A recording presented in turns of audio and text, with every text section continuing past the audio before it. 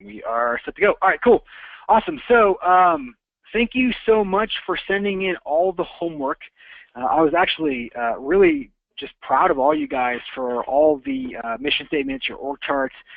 We do look at all of them, which is pretty cool. And I got a couple of people's permission to share some of the homework to help you guys out with this. And one of the things that I want to do is I want to just recap a little bit for a couple minutes as to why we spend you know, the first session teaching about psychology. Remember, 95% of success is psychology. It's about changing your thinking. It's about thinking differently, so ask bigger and better questions, which then promotes a larger level of thinking, which then raises the level of your consciousness so you can go out there and deliver more, add more value, and get obsessed with building your life. So a couple things. One, Rachel from South Carolina, love your mission statement, by the way. To always be reaching for a better version of myself by thinking positively, giving freely, and loving unconditionally, which I love about that, unconditionally loving about other people. Some of the org charts that we've seen as well, too, like Eileen from New Jersey is awesome, how to have a masterminding, the things that she put together. Her mission statement is really well put together in terms of what they're doing. Now, remember, a couple of these things, when you're looking at them, when you build your mission statements and your org charts, the goal is to tape this to your computer. Put this in your bathroom, right? Wherever you want these, you're going to look at them every day. That's where they need to be. So I don't care where they are. Just make sure you're looking at these every single day when you're building these things out, right? You know, we got another one here that came in. It's their why, right? Whatever. And I love this thing is everyone deserves to be fulfilling and have the opportunity to care for others. I thought that was really cool, Mike. You did a great job on that stuff. Help people realize the best versions of themselves so they can live a fulfilled life with those they love. I mean, think about some of these things that we're doing. You guys get to create this. Remember, we are taking territory with team, and taking territory with teams meaning you're building a business. The reason why you build a business is to fund your big personal life. You want freedom. In order to have freedom, you need people in your life. In order to take territory, you need to have additional people in your life. So we're going to walk us through those processes of how we do this and how we build a business. But the fundamental aspect of 95% of success comes from psychology. I'll give you this example. Right? We already have the models and systems. You guys already know this. The reality is you didn't have to sign up for this course to get the models and systems and tools that you need in order to actually go out and build these things. It's the same. So, for example, when on New Year's Eve, if we all had the goal, which probably a lot of us did, to lose weight, we all know how to lose weight, don't we? Yes. We all know that we can find free models and systems on the internet everywhere. Almost everything is available to us for free. It's there. So why 2 weeks into it or a week into it or 30 days into it where we're not accomplishing our goals still? It's the psychology behind it. 95% of this is the thinking around what we're doing. We've ingrained our habits before. Now it's changing part of that process and those things. So thanks so much for saying. I'm going to share one more personal mission statement, which I love, to compete with myself and win so I can create opportunities for those around me and build a legacy that will endure past my time.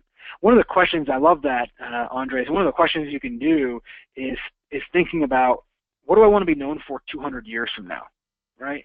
What is it that you want to what do you want to be known for 200 years from now? And that's when I read that, it gave me some of that thinking there. All right, so every class I like to bring kind of a concept to you guys, right? As what I told you guys the first time. So, and then we'll jump into the criteria that I have outlined today. But one of the things that's really forefront in our organization right now is being obsessed with making other people filthy rich. Being obsessed with making other people filthy rich. See, I believe the majority of us have the reasons why we want to do these things is still making it about us. So if you want to take territory, this isn't take territory with yourself. This is take territory with teams. So in order teams is that you have other people. And so when we want other people to succeed, we have to be obsessed about making them filthy rich. And remember, think about it from this angle.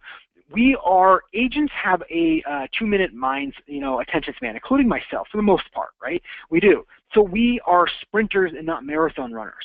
And so when we set up contests, when we set up goals and initiatives, they should be sprints, not marathons.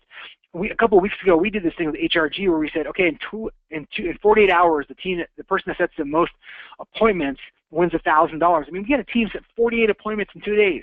We had a ton of people. You know how much additional money was made from that for the agents and for our company and for that person? It wasn't $1,000. It was getting people to do that. Now, I'll give you another example. If Gary Keller walks in this call right now and said, hey, look, everybody on this call, I'm going to write you out a check for $1 million for every single person that gets 15 deals this month. in October. How many of us do you think would get there? I bet 99% of us would. We'd all be doing whatever it took to get there. So that drives within us, we've got to tap into it. And that's how when we're creating our future selves, our mission statements, our org charts, by the way, all the next people we're going to hire, we're doing all these things, it's driving that fuel that's inside us to make sure that we're committed to pushing through in the grind of what it takes to take territory with teams, right? That's really what it is. So I want you to write down somewhere, be obsessed with making other people filthy rich. Be obsessed with making others filthy rich. Write it down. That should be your focus. And again, you're obsessed with making somebody else rich, because if you have that much value to somebody's life, and frankly what it is there's different ways to bring that in or attack different ways. Like we can set up activities, we can set up pendings, we can have these goals. But if you get obsessed with making your agents filthy rich, you become rich. You become wealthy. And then it's like we don't want to talk about money sometimes in our society. Well, the reality is money is pretty important. Sure, it's not everything. I even kind of hate saying that. It's not. But you know what? It makes everything else a little nice. And here's the other thing. It doesn't mean that if you have money, you can't have sunsets, right? It's like people are like, oh, I love sunsets. All I need. Well, I love sunsets too, but you know what? You need money to do it as well. There's a lot of things that you can do with these things. It doesn't mean you have one or the other. It's abundance. In fact, you're probably going to have a lot more sunsets the more money that you have. So I want you to come from that angle this week until next week, until we have a different topic, but come from that. Write it down. Get your people buying. Make them rich and wealthy. By the way, your agents, you know who they focus on? You know who they focus on? That is your clients. Make them wealthy. Make them rich, whether they're an investor, whether they're buying or selling. Focus on them with that. It goes down the line, but it starts with you. It starts with you being obsessed with making the people in your life wealthy. All right, so we're going to focus on extreme time management today. This is one of the most important classes in this series. This is going to give you the ability to go out there and do the things and make the hires, make the next hire, build the team, put these things into place, and focus on this stuff. So let's jump in. Again, Boomtown's our sponsor for this. They're great. We use them in every single location. If you haven't checked them out, make sure you do. All right, so do you really want to know the secret to success? Right? It's hard work over time, right? This is, right, getting very clear on things. This is the discipline to create daily habits, the drive to master emotional fitness, and the commitment to saying no. Do you know what time management is all about? Seriously, do you know what time management is all about? Time management, by the way, is all about saying no. It is. Time management is about saying no, and the reason why it is because there are 1,000 things to do at any one time that we get to say yes to. But it's about saying no. The only way that we can say no to some of these things and to be able to have the freedom to do it is if we start putting this into play. We have Business Out Limits Live going on here for the next 2 days in Vermont, which we have 40 people from across the country that flew in. It's really cool to see them. I was teaching on this morning. And one of the questions somebody they asked, I said, well, you know, what time you go to bed? And I said about 8:45, 9 o'clock. And they said, what time you get up? I said 3:45. And they said, well, what about when you travel and you do these things? Are you still getting up? And they're like, you know, you're out till 10 or 11. I said, no. I said, I'm not. I said, I have a commitment to myself, and I'm willing to say no and go to bed early so I can get up so I know I don't get off track from these things. You have to be willing to say no. And if you say yes to something, know what you're saying yes to. We're just going through life, a lot of us, and just saying yes to everything. You have got to make time your bitch. Supposed to get you guys a laugh, so hopefully you did through the computer. So think about it. That's the point, is we need to make time. We have to own time. We are all running around saying, I don't have enough time to do this, I don't have time to do that, I don't have time to do that. What do you think's ingrained in our head? We don't have time to go hire an agent, right? I don't have time to recruit. I don't have time to do these things. I don't have time to build these systems. Well, what do you have time for then, right? That's actually all we have is time. We all have 24 hours in a day. There's no cheat there. It's the intensity that you bring and how focused you are on the time, on the task, and the most important aspect of what it is. And all about extreme time management is saying no. It's saying no. Look at Apple. Apple, when Steve Jobs came in 1997, they had over 200 products going on. They were about to go bankrupt in 3 months because they were hemorrhaging over $1 billion a year in negative cash flow. That's a lot of moolah going out the door. You know what he did? He brought the 200 products down to what? 10. He said no to 190 of them. Then you know what he said? No to another 9 more. And then he ended up with 1. By the way, when Apple which is the wealthiest company in the world with $250 billion with a B, billion dollars in cash on their balance sheet. Do you think Apple has the reserves to go out there and be creative and start a clothing company if they wanted to, or a restaurant chain, or anything? They could go out there, fail miserably, and there still wouldn't be a dent in their balance sheet. But what do? How many products does Apple produce every single year? Products? How many products do they just make better every single year? One. And you know what they do? They take their 30,000 employees, or how many employees that they have, and they focus them all on one activity. And you know what they're really good at? Saying no. See, look, you guys are approaching extreme time management is not just about, when you want to take territory of the team, if you want to build a team, it's not about you saying no, it's about getting your team to say no to everything else. It's you leading by that example so that they say no to the things that are not going to be the most important to their day. That's the trick here. It's not enough tricks for the wrong word. That's the secret to it, is getting your people to say no. How many times you walk in for a lead? Well, you should say no to that inspection during lead gen time, right? And I get it. If you're like, well, how do I do it? You can adjust in your own calendar as long as you're focused on this stuff. So the discipline to be able to say no and creating those daily habits. Now look, here's the other thing to this for extreme time management. When you are, if you have an agent on your team, maybe you're an individual agent and you hire your first buyer's agent, right? Or maybe you have a buyer agent on your team, and last year they did 15 transactions. And you said, okay, well, I did 15 transactions last year, and they said, well, I want to do 30 this year. Well, it's great to say that and say, okay, well, what are you willing to do different tomorrow and every day going forward to allow you to get to 30? And what this is going to resolve, what you're going to ultimately find is, what do you have to say no to in order to put the daily activities in your life that are going to allow you to hit 30? If you guys follow this thread, it's not just learning that practice. It's a practice of saying no, because it leaks into every aspect of your life to keep you singularly focused. By the way, Gary wrote a book on this called The One Thing. One Thing's about saying no. It's what it is. It's another way of saying it. So in order to build a team that continues to take territory, continues to recruit, builds your organization, you've got to be focused on what you say yes to, and everything else needs to be said no. Steve Jobs, Warren Buffett, all their books and their magazines and publications, they say, I'm much more proud of the things that I said no to than the things I said yes to. And here's the tricky part. People are going to bring you things that you can make money from. I'm not even saying that you're saying no to things that you know you go out and save money to. And when you're struggling in one area and you're like, man, I can see quick relief to say yes to this and make a quick $1,000, $5,000, or whatever it is, and it pulls you off focus, every time you do that, you lose the distraction. This is why it's so important to learn this and say, I'm committed over the haul. Remember, business building is a grind for 5 years. It's not a grind for a day or 2 weeks or a month. It's 3 to 5 years. It's 5 to 7 years of grind. And the faster you get through this is your ability to say no. It's really what it is, right? And so look, you can have stories, you can have results, there's no in between. Let me give you an example of this, so in time management. So when you are focused on building a team, when you're taking territory with it, you have agents obviously on your team, and so when you have an agent there, an agent can either have a story or a result. By the way, you can. You either have a story or a result. Now, look, the story may be 100% absolutely true. It may be 100% true. So it's, let me give you an example. It's like, hey, well, I want to go out there and lose 5 pounds the next 30 days. Okay, great. At the end of 30 days, if you lost 5 pounds and somebody says, hey, how'd you do on your goal, and you lost it, what do you say? I lost 5 pounds. How much weight did you lose? 5 pounds. That's all it is. One sentence. All it's boom, 5 pounds. Boom, it's done. You get it. Oh, awesome. Great. What's next? 10. There. Purposeful conversations. Now, if your goal is 5 and your same friend comes up to you and says, hey, did you lose your 5 pounds?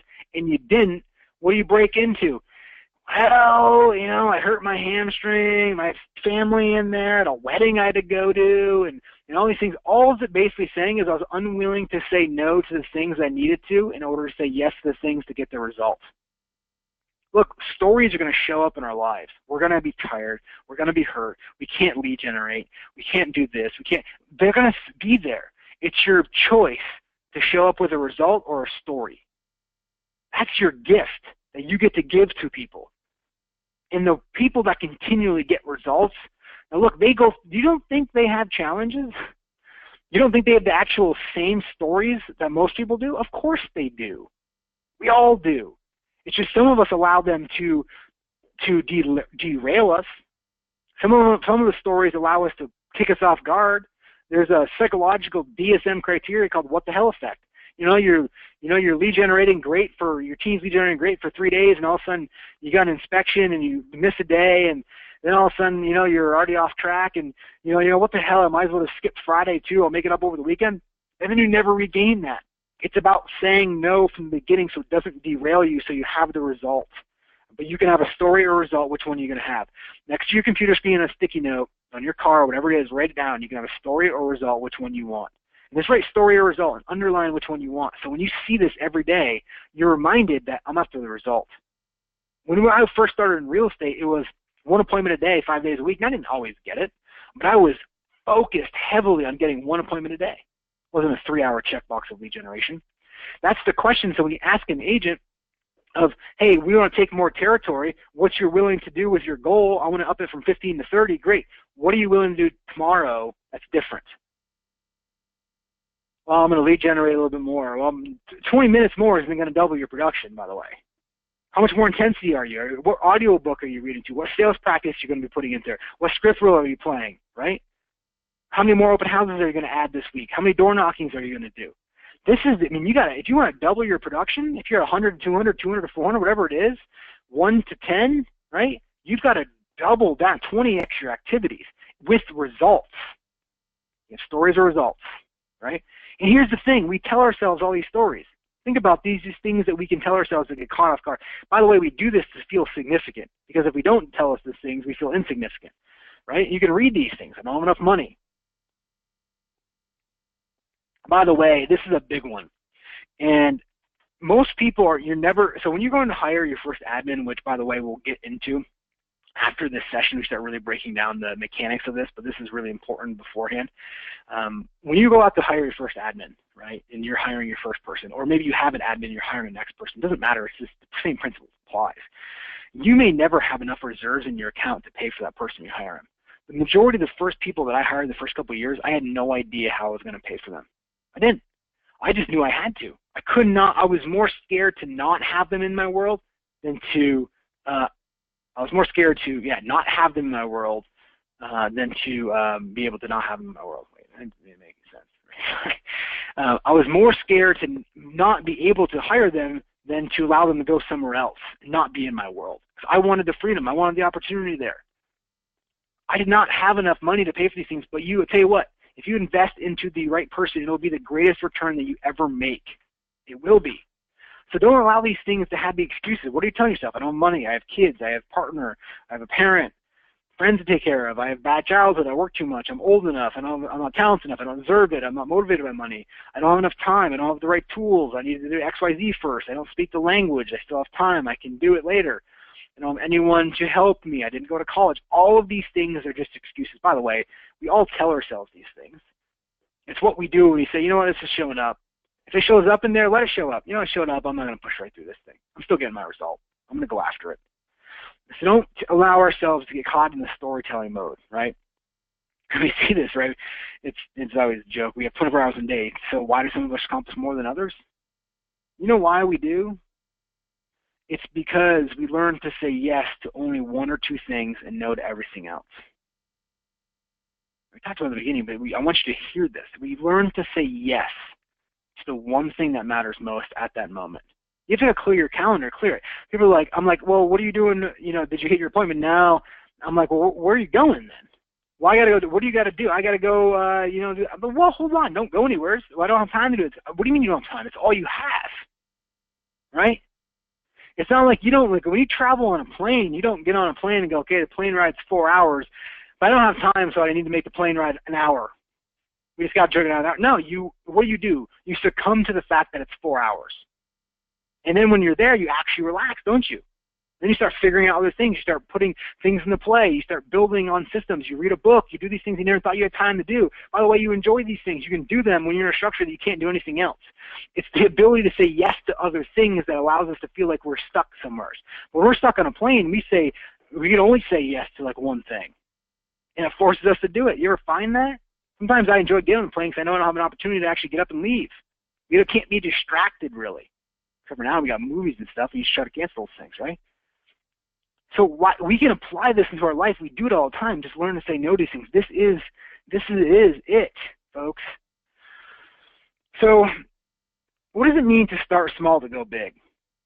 Start small, think big. Don't worry about too many things at once. Take a handful of simple things to begin with and then progress to more complex ones.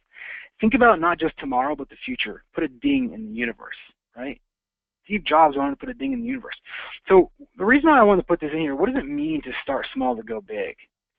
And so when we think really large, we ask those big questions, we still have to operate at a level and nail it at a small level so that we know that when we scale it, we're successful. Because you may have something that's very large in an organization, but you may not even be making any money. So you need to build it small, and when you start small to build it big, is you're thinking and end in mind how big it's going to be, but you first need to make it sure that's successful where you are so you can take that and grow big. As you take territory, whether you want to expand one location 30 minutes north or south or expand the next way, the way you expand and take additional territory is from the success inside the team forces you to expand. Because your people wake up and you wake up and say, all right, well, I've got this down. I've started small. Now I've got this operation down. I'm successful here. Now I need to expand in order to continue to grow. Not that where you see people not really succeeding at a small level and they go, you know what, man, if I go expand, then I know I'll be successful. And all you're doing is you're expanding with a model that doesn't work because you still haven't gotten it right big. Once you get it small, you can then take it and double down. It's going, remember, success is sequential, not simultaneous. It's not going to happen all at once. That's why it takes 3 to 5 to 6 years to do these things. So when you think about it, start small to go big. I want you to think about those activities and think about the small things you can do so then you can take it and really apply it to the next part of your life. And then you can take it from there and go to the next level. All right? All right, let's get clear on our goals, right? Revisit your future self, your org charts, your Disney, your personal mission statement from session 1. When you know what you want and you want it bad enough, you will find a way to get it, won't you? How many things in your life, by the way, if you wanted a buyer's agent or you wanted an admin and you went out there, you found a way to get it. You wanted a certain car, you wanted a person, right? You want to go on a date with somebody, you want to be in a certain area. You found a way to do these things. You just got to put them into play now so that you can go out there and force yourself to go out there and do these things. Creating that structure, get clear on what it is that you want, which is why we did all those things in the first session about your org chart, your Disneys, your personal mission statements. So if it doesn't line up with your personal mission statement, then don't do it, right? Apply those things in there. Put them in there. One of the things I like to do, and I wrote a blog on this, is every now and then, you buy a lottery ticket. Not with the intention of winning. That's not it. If you do, awesome. Take the annuity, by the way. Otherwise, you'll end up probably in a worse off situation. But the thing is, you buy a lottery ticket and then to allow your mind to run wild. Right? You buy a lottery ticket to say, okay, if I won a lottery ticket right now, if I won $400 million, what would I do differently in my life right now? And then you start applying those things and putting it into your life. Start changing the things that you wanted to change now. So you don't wait for a life-changing event to change your life. Right? This is what I mean by getting clear on your goals. Knowing what it is that you want, you're going after it. So if you want freedom, you want to take another 100 listings from your team, get clear on that. And then set up the structure and don't allow stories to show up. Right? You got to hire an admin. This is what you do. You got to hire a buyer's agent. If you need 5 buyer's agents, this is what you do. This is how you do it. Continue to focus on those things, but get clear on what you want, which is why we have your org charts, your future selves, your mission statements. And remember, you can just date them. You don't have to marry them. So if there's something that you want to change 6 months from now, a month from now, go ahead and do it. It's fine. We can do those things. The biggest thing is I want you to be clear on your goals here. That's why we do these things. Here's the really neat thing. So we have mastery, right? And we have self-mastery. Self-mastery is overcoming that voice inside your head that says no, isn't it? Because if you think about it, you have a situation where you have a great idea and you have about 5 seconds to act on that idea, right? Mel Robbins wrote this book, The 5-Second Rule, and we'll play off that, right? You do. You have a great idea, like, oh, I need to go hire this person. I need to go hire an admin. I need to go out there and hire my next buyer's agent. I need to go get myself out of real estate to build a team and hire a director of sales. And you get super excited about it. Then all of a sudden, this voice shows up in your head and starts talking you out of it. It literally starts talking you out of it. It's saying, you know what, you don't need to do that. You don't have time. It starts talking you, and literally, if you hadn't taken any action, it'll walk you right out the door. So self-mastery, so when we have mastery, it's practicing a singular activity over and over again to become a master at it. And we've heard the rule of 10,000 hours, and maybe 20,000 hours, maybe 5,000 hours, whatever it is, the mastery of that one thing. But in order to have mastery, in order to practice something, 10,000 hours worth of it, to be a master at it, do you think you need some self-mastery? How many times do you think you're going to be in a lead generation scripting session, or you're helping a buyer's agent, or you're making your recruiting call to add people to your business so you can take additional territory? When you're doing these things, you don't think you're going to need self-mastery? That's what it is. Self-mastery is all about saying no. Self-mastery is about directing yourself to the activities that are going to be most important to you and to your organization. Self-mastery is about being obsessed with making other people extremely wealthy in your life, about making your agents wealthy, your agents make your clients wealthy.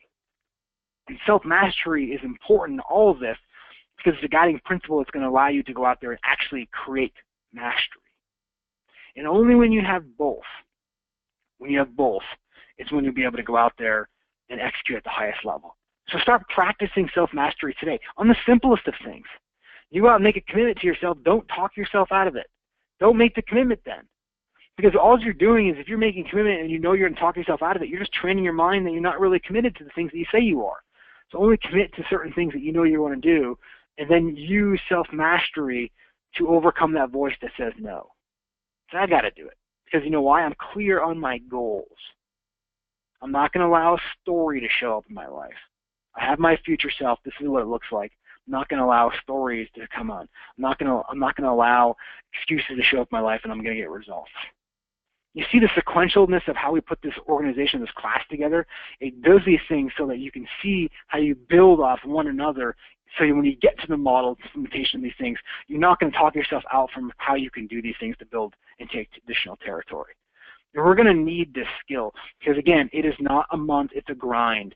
It's very anticlimactic. Building a business, it is. Even selling a business, selling an asset, it's very anticlimactic. That's why we like sports so much. 60 minutes, there's a winner. The day comes right down the line, right? Maybe in overtime. Life and business building is not. It's not. All right. Discipline equals freedom. So what standards do you have in your life? And the reason why I have this as discipline equals freedom is because this is how you create time. This is how you get to start owning time instead of time owning you. And remember, I want you to hear this. If your team members are listening, it's better. But if they're not, you should be thinking about this as a way of teaching somebody it. And if all of the people on your team are listening to this and you're all sitting around, it's great. Go teach this to your kids, your partners, right? Your parents. Because the more you teach this, the more you're going to have conscious contact with it. Meaning the more you're going to get it. Because you go out there and start teaching something, you're going to realize, like, oh, maybe that is it. And you get it. Not just intellectually. You start to really feel it. And then when you feel it, that's when you have that aha moment. Right? We all know what those are. When all of a sudden you hear something for the 10th time and you go, oh, I get it. And you're like, yeah, where have you been? No. But that's really important what you said. Yeah, no, I said it. Because that person got it. That's why they're teaching you it. And then you get it and you go, oh, my God, it changed my life. So how do you get more of those aha moments? Teaching. Reading these things, putting them into play, even though when you don't feel it quite yet, and the discipline of the freedom of the haves, right? Train yourself to live a life of discipline and habits so you can ultimately live a life of freedom. My big why is freedom in my life, freedom financially, spiritually, physically, socially, so I can do anything at any point in time that I want, help anybody out, richly bless people out that I want to. And I'm pretty sure for a lot of us, it's probably freedom for a lot of us. Freedom in some form of it, and if you boil it down, it's probably some sort of freedom there. So if you want freedom, then what standards are you going to put in your life for this, right? And remember, everything can come down to a number. Everything can come down to a number. By the way, in business, we're going to talk a lot about this, but this is also leak into other aspects of your life. How many times a day do you tell your kids you love them? How many date nights of a month do you have, right? How many days do you want to be away from your family or your business? How many hours are you in the office per day? How many days, how many contacts do you have to have every single day? How many appointments do you have to have every day? What is your standard for it? And if you're growing your team and it's a race to 20 agents, that's the baseline of what it should be, then how many people are you calling every day? We're going to get into that in a few minutes, actually, about the actual tactics of that. How many vacations do you go on each year? How many days a week do you exercise? These are standards. By the way, we can see them in everybody's life. We can see them. We can tell what people's standards are and how they're thinking. Remember, thinking equals an action. And when we have an action, we have a result. and the result is what shows up. So you can see how people are thinking and acting based on the results they have. You can see what people's standards are. You can see what people's standards are in business, in physical, in their social life. You can see how frugality they are. It's all these things. Because your thinking sparks a certain action. Your thinking may be, well, I want to go like hang out on the couch and drink a beer. And that's going to result into an action. And your action is to sit on the couch. And then that action is going to produce a result. And that's going to show up in our life.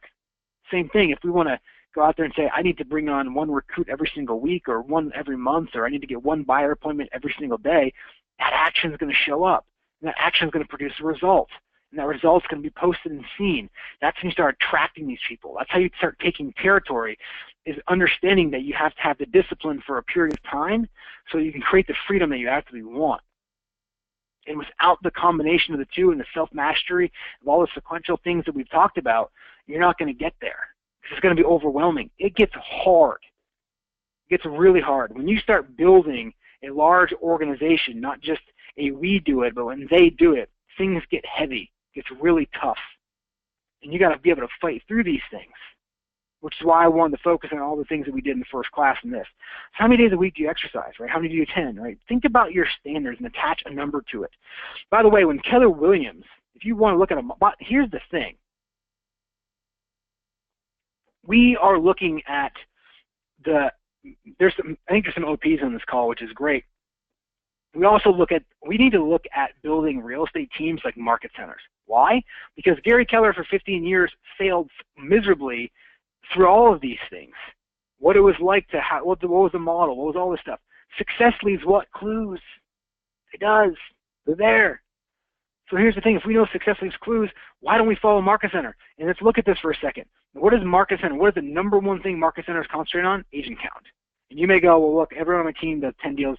That's awesome. That's your standard. That's great. Awesome. I'm not saying it's not. But let's just follow the model. Market Centers are going to make $300 million this year in profit. That's after paying out profit share.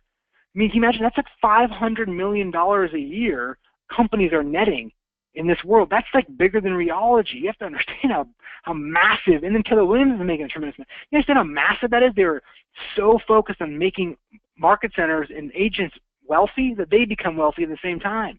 And they focus on agent count. And then what they do is they put a team leader in there. What does a team leader not do? Sell.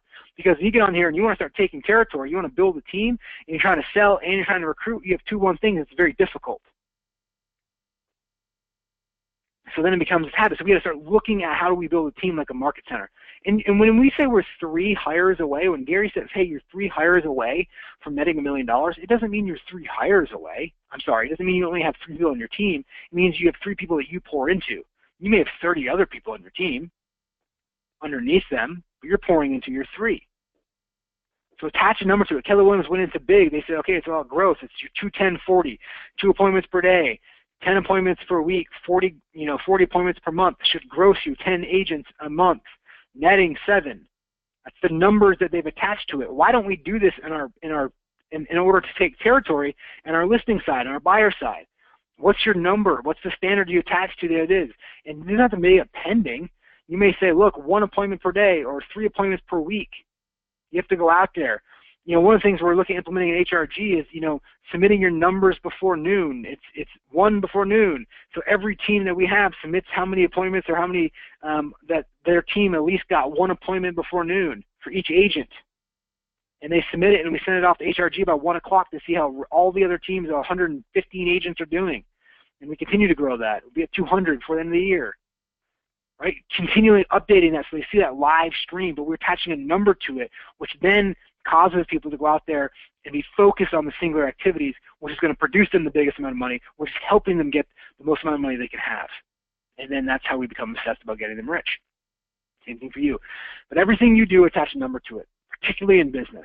Do you have your P&L? You're reading it. We'll talk about metrics in another class, but this is important. We all have these standards. We have them.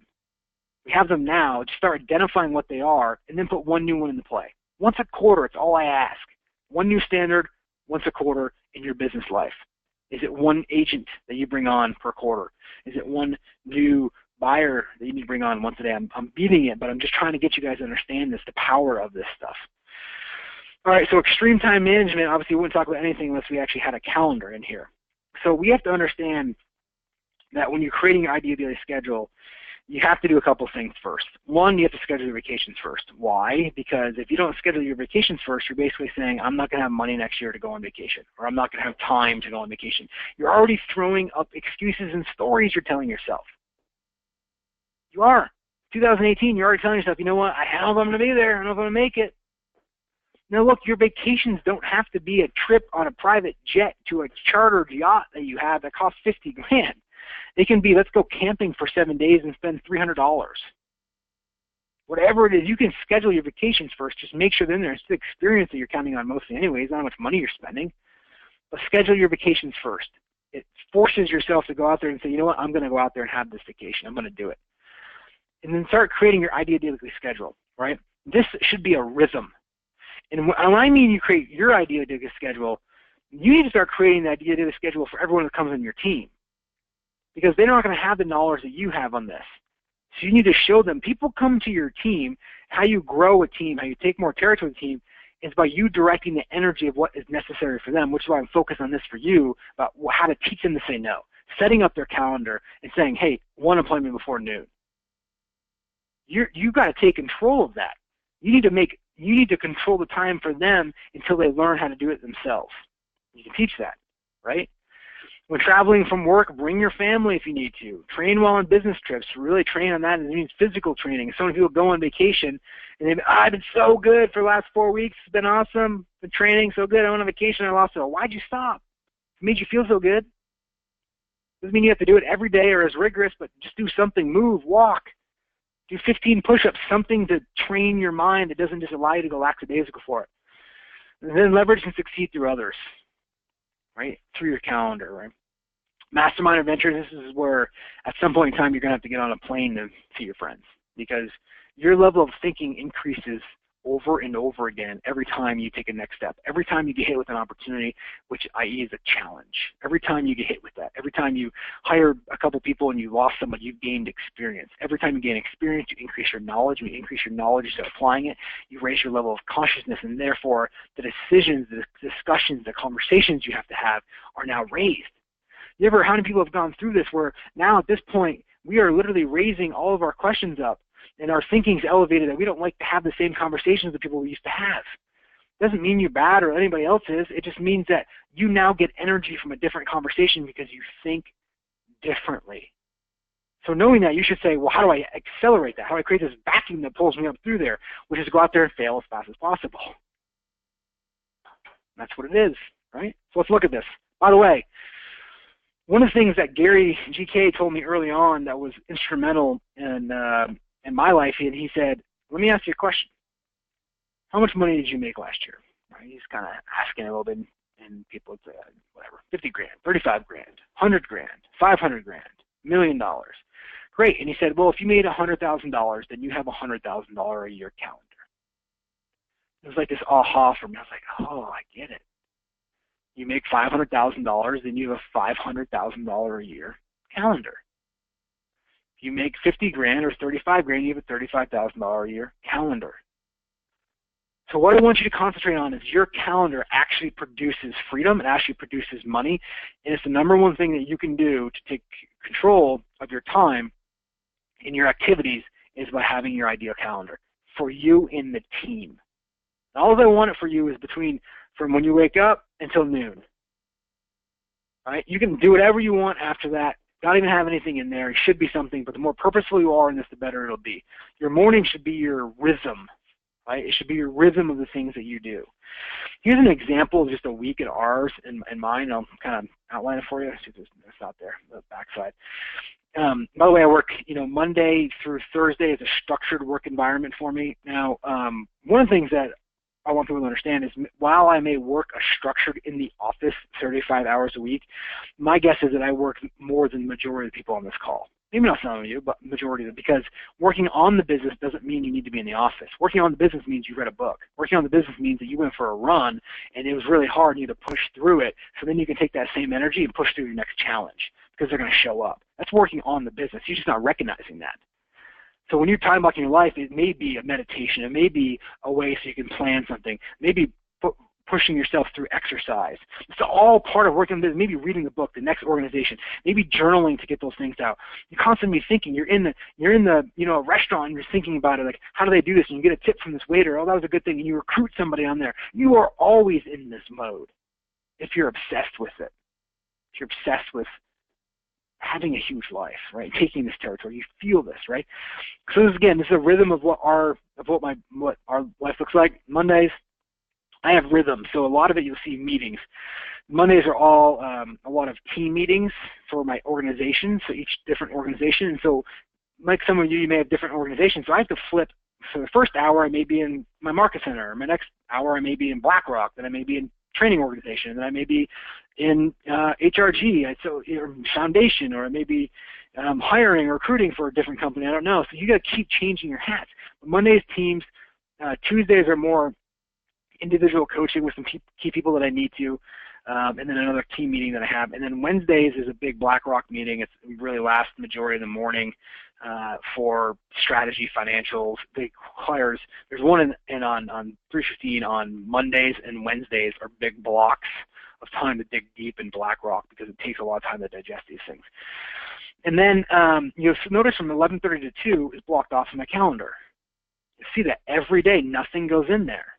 And that's my time to rejuvenate. It's my time to check my emails. That's my time to return phone calls. It's my time to meditate. By the way, I eat healthy.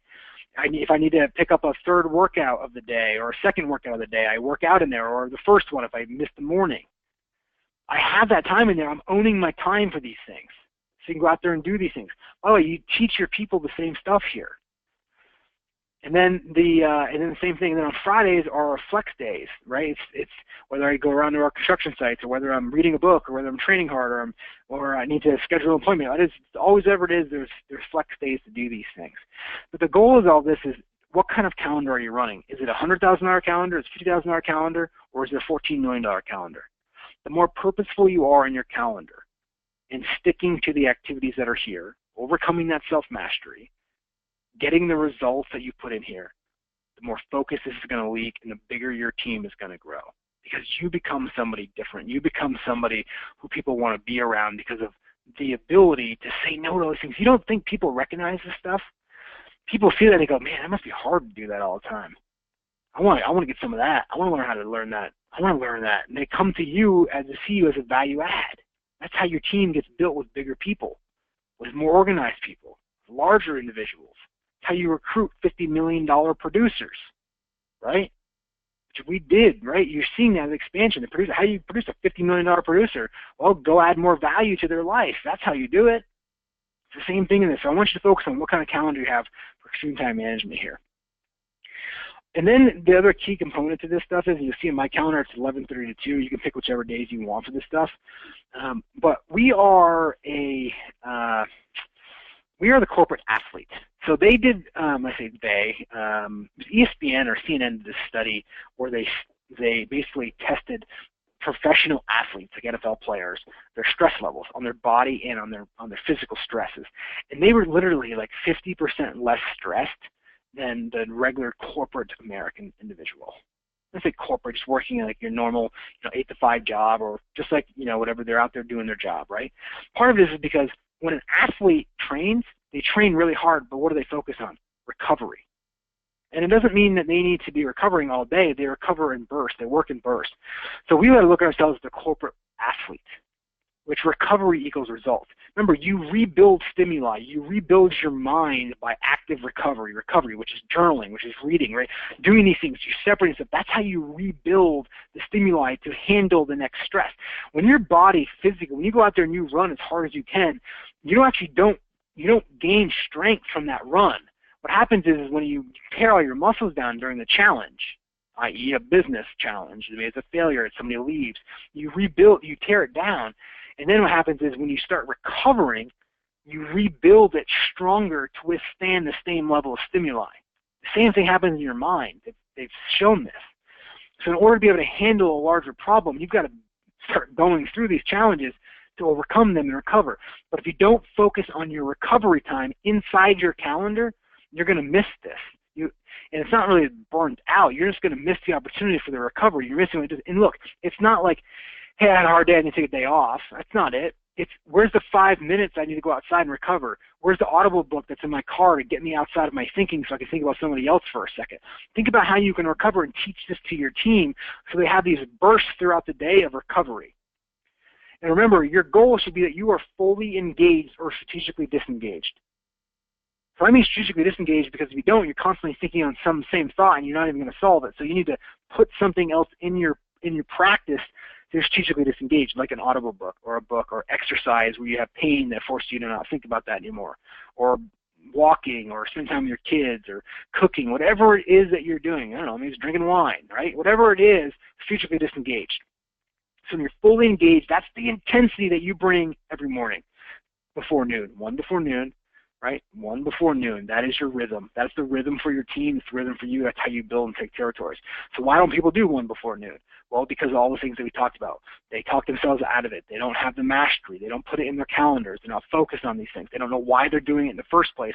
So therefore, when it gets challenging, they don't show up, which is why we start from the beginning of what is it that you want? How big can you think? The larger you think, the more discipline that you have. The more discipline you have, the bigger calendar you're going to build. And this stuff leaks into your life, and you start attracting better people in there.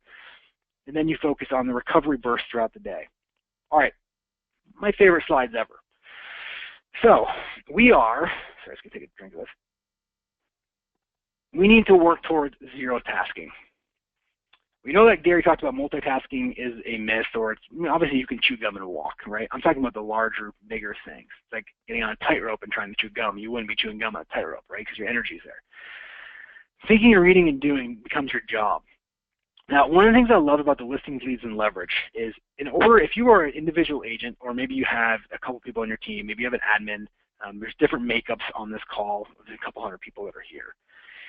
The thing is if I asked everybody on this call and to say, hey, I want you guys to script me your listing presentation, I bet everybody on this call right now would nail it. You would sit here and you say, Adam, dude, I got this. I don't even have to look at my listing presentation book. I got this thing so nailed down. In fact, you got it down, you're probably even bored of doing it. It's almost like you want to change it up, just to change it up, but it's not as effective because you do something else. So we spend all this time on this listings and leads side, all of it. We spend 95% of our time to listings and leads, and then we go, oh, you know what, but I'm going to build a team. I need to go build a business. I'm going to take more territory.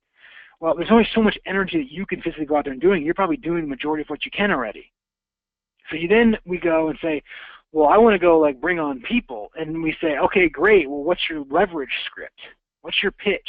How much time do we focus on leverage? If we know that leverage gives people opportunities in your life to make more money and create them and make them filthy rich in your world, why don't we spend 95% of our time on leverage?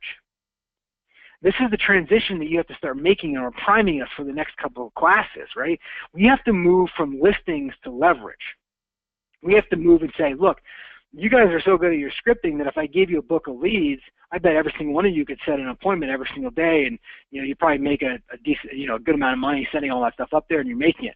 But what if I said, look, I'm going to give you a list of sellers and buyers who want to buy, or I'm going to give you a list of people who want to join your team, and you go out there and you start calling, and every day you pull somebody new on the team, and obviously probably not every day, but you start pulling people on, and you teach them how to make those same calls.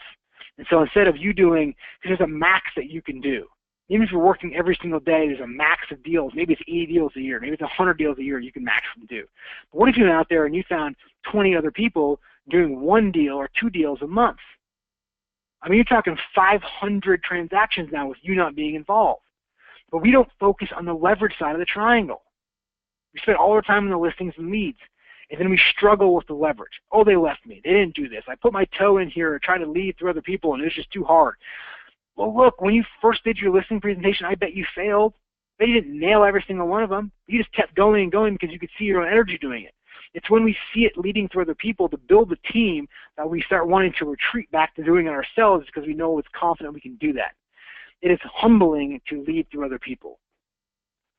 But when your goal is to wake up and do nothing and accomplish everything, like my goal is, then you need people in your life to do these things. And by these people, I mean you giving them the opportunity to go build something massive in your world, in your organization. That's how you take massive territory in your area. It's how you take over a state through people, right? It's what Keller Williams and the Market Center is doing. They want to take territory, focus on agent count, agent growth, focus on market share, focus on the agents that are productive. How do you get them into more productive, which is all about leverage. How do we get ourselves to move from the listings to the leverage side and focus on it? How many times a week are you scripting your listing presentation? How many times a week are you scripting your presentation to recruit people? Are you still walking into Starbucks or Verizon and you're wondering around how many people in here can I want to buy or sell a home? Or do you walk in there and go, how many people in here can I hire? It's the same question. Different question, same energy. Your default should be that nobody is ever too big to come into your world. You just don't know what you need to offer them yet. You need to focus more on the leverage side, which is really going to prime us. This is what we're going to be talking about for the rest of the series is all about leverage. To take territory, to grow additional territory. I don't want you personally going out there and doing that unless you want to insert yourself in there. I want you to gain the knowledge and expertise and the knowing the grind and understanding what happens when you build a business to succeed through leverage and give them the opportunities for that. Towards zero tasking. Does that make sense to you guys? Really focusing on the leverage. So is it every morning that you need to go out there and call? How many people are you recruiting? How many appointments are interview appointments are you doing it? How many people in the in your market center are you teaching to every month? Are you teaching? How are you increasing? Remember, people stay around you because you're growing in value. So what do you set up your schedule like to grow in value so you can bring it to the team? Because that becomes your job. When you pull out of the business and you focus on it, these are the things that you do, and that's how you take massive territory. Sure, yeah, I can teach you a listing or tool to go out there and you could physically take 5 more listings per month that you're already doing, 10 more listings per month. I want to teach you how to go hire 20 people to take 10 listings each a month. That gives you the freedom, and you have to focus on this leverage side. That's why I'm so purposeful on what we're doing here to be able to get there. And this is, remember, what money does is buy you time. Money buys you time. And so let's break this down, right? What's the difference between delegation and leverage? Because some people go, well, I don't think, why would they want to do it if I'm not doing it? Why would somebody want to join my team if I'm not calling people anymore? Well, remember, you hire somebody and you give them the opportunity to do this so you don't have to. So you can add more value to their life, so you can focus on the business. It's why in sports we don't think about this. How many coaches are there? Are the coaches playing football? No, they're not. They're focused on coaching and leading, right? But when we get in our own worlds, we go, oh, well, how can this person, does Tom Brady go, you know what, Bill Belichick's not playing football right now, so I'm going to go ahead and leave. No. Stop thinking and making these excuses up for ourselves. Delegation is assigning tasks, right? No background. You throw them a piece of the job. You're still holding on to a lot of parts of this. Leverage is where we want to focus on. You're giving somebody the opportunity to be in their strength zone. By the way, it may be not your strength zone, but it may be theirs. They may love what you do. And you go, man, I don't know how you love to do that, but I'm so glad you do because I hate it. You just got to find those people. And here's the challenge. Business building is all about people, and then it relates to money. And the money factor is usually resolved from the people that you hire. The problem is as you build an organization, the larger you get, the people that you need become very rare. I mean, very rare. They're out kicking ass somewhere. They're already doing very successful things. So you got to go and play and get them. You got to build your brand so that you become the Google or Apple of real estate. That's how you focus on your leverage side. That's how you start attracting these people. Give them a complete background on the whole project and position is handed off to them, right? Those are the things that you continue to focus on. That's what leverage does. That's what the opportunity to give them to somebody is. It's not delegation. Leverage is not a negative term. It's an opportunity. And if you're an individual, I said, well, leverage feels like it's giving somebody a job they don't like. Right? You should write that leverage equals opportunity. Opportunity for you and opportunity for them. By the way, if you want to give and you really care about the people that are around you and you say, look, I don't want to hire more than 4 buyer agents because it's there. Well, the thing is you're actually restricting their growth. Right? If Keller Williams, if Gary's like, you know what, I'm going to go ahead and have 3 market centers because I don't want to have any more. How many less people? There wouldn't be $300 million in profit and $250 million in profit share. It's actually self-serving. It's It's selfish to not want to think this big and learn the leverage aspect to take more territory. The more territory you have, the larger your team can be, the more leadership opportunities, the more opportunity you have to grow yourself and then grow the people that are around you. That's what this is all about. It's about making people, getting obsessed with making them very wealthy so they can choose what to do with their money, and it comes through leverage. This, right? Work less and live more. And how you do that, right, is, again, you've heard, I don't know if you've ever heard Gary say this, but it's literally like, I want to do, basically nothing and accomplish everything. It doesn't mean you're not working. It just means that you are focused on your business. And it's through extreme time management. It's building an amazing team, right? And this is what we're going to, through this is really, it's primed up for next week for what we're doing. And this is really the leverage series of this is what it's about, right? It's getting clear on what the goals are, where we're going, and how we continue to master extreme time management. So a couple key takeaways from today, by the way, and I'll answer a question on the side over here too. I'm going to answer in a second, but your homework. A couple minutes left. Create your ideal daily schedule, your weekly and monthly schedule, right? Just get into a rhythm. And I want you to do this. If it's for your team, I want you to create one with your team. Be around this. 1 before noon, 15-3-1, 15 minutes of role play, 3 hours of lead gen, 1 appointment per day. That's your end result. Schedule your next vacation. It's going to be in there, right? And determine your top 5. That's going to be there. Do you have a specialist model, or do you allow your agents to work? So we allow our agents to work with buyers and sellers. We will cover this, by the way, but I'll answer the question right now. We do allow, the majority of our teams allow our agents to work with buyers and sellers. And let